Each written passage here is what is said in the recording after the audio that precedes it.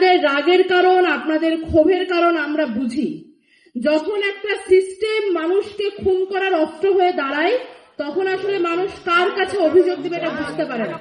আমরা এটা বুঝি। মানুষ চোরের উপরে রাগ করে মাটিতেও ভাত খায়, সেখানে আপনারা তো নিজের বুকের সন্তানকে হারিয়েছেন।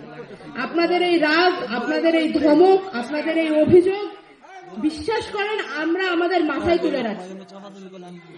অনেক কিছু করার ইচ্ছা আমাদের আছে, ছিল, চেষ্টা আমরা করেছি, চেষ্টা করে যাচ্ছি।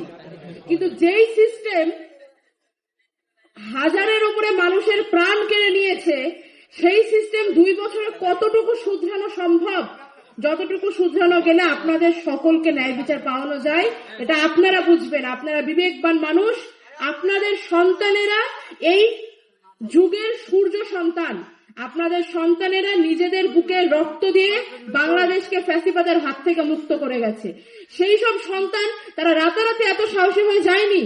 আমরা জানি, আমরা বিশ্বাস করি আপনাদের দেওয়া শিক্ষা দীক্ষা, আপনাদের পারিবারিক ঐতিহ্য এবং আপনাদের মুখের কথায় আপনাদের সাপোর্ট তাদেরকে এতদূর নিয়ে এসেছিল।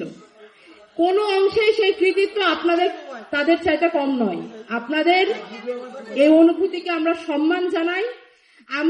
বিশ্বাস করেন, আমি ব্যক্তিগতভাবে আফসোস করি যে আজকে আমার মা কিংবা বাবা আপনাদের কাতারে থাকতে পারতেন।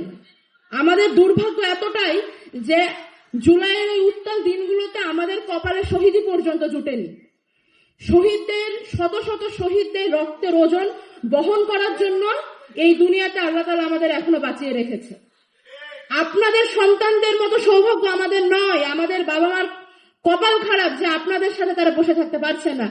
কত পুণ্যের ফল আপনাদের সন্তানরা আজকে নিশ্চয়ই জান্নাতুল ফেরদৌসে অবস্থান করছে। আপনারা আমাদের জন্য দোয়া করবেন যেন এই দায়িত্বের বোঝা আমাদের জন্য একটু সহজ হয়, এই পরীক্ষা আমাদের জন্য একটু সহজ হয়। আপনাদের কাছে আমরা কোনো সান্ত্বনা নিয়ে আসি না, আমরা আপনাদের কাছে আসি একটু সান্ত্বনা পেতে। যেই হাত এমন সূর্য সন্তানদের লালন পালন করে, সেই হাত আমাদের মাথাতেও একটু রাখুন, যেন এই ওজন আমাদের জন্য একটু হালকা হয়। আপনাদের প্রত্যেকটি ক্ষোভ আমাদের জন্য সামনের দিনে এগিয়ে যাওয়ার জন্য চ্যালেঞ্জ যোগায়, আমাদেরকে, আমাদের উদ্দীপনা দেয় যে না, আমাদের এই বাবাকে, এই মাকে, এই ভাইকে, এই কন্যাকে ন্যায় বিচার পাওয়াই দিতে হবে। আপনাদের সামনে কথা বলতে গেলে লজ্জায় মাথা নিচু হয়ে আসে, একই সাথে চোখে পানি চলে আসে। আমরা কি করে আপনাদের সামনে দাঁড়াই সেটা আপনারা ভালোই বুঝতে পারবেন, কারণ আপনাদের সন্তানরাও তো আমাদের কথা ভেবেই রাস্তায় এসেছিল।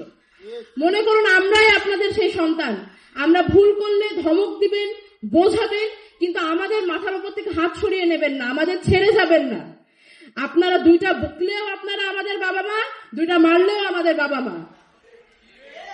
আপনাদের এখানে যে পুঞ্জীভূত কষ্ট নিয়ে আপনারা এসেছেন, বিশ্বাস করেন সেই কষ্ট আমরাও আপনাদের সাথে ভাগাভাগি করতে চাই। আপনাদের ঘরের সন্তান মনে করুন আমাদের। আমার আহত ভাই বোনেরা যারা আছেন সামনে, তাদেরকে সম্মান জানাচ্ছি, কৃতজ্ঞতা প্রকাশ করছি। আপনারা নিজের শরীরে রক্তপাত করে এই দেশকে মুক্ত করেছেন। শহীদ পরিবার যারা আছেন তাদের কাছে আজীবন কৃতজ্ঞতা প্রকাশ করে যাব। আমাদের ভবিষ্যৎ প্রজন্ম আপনাদের দেখে শিখবে, আপনাদের কথা মাথায় রাখবে।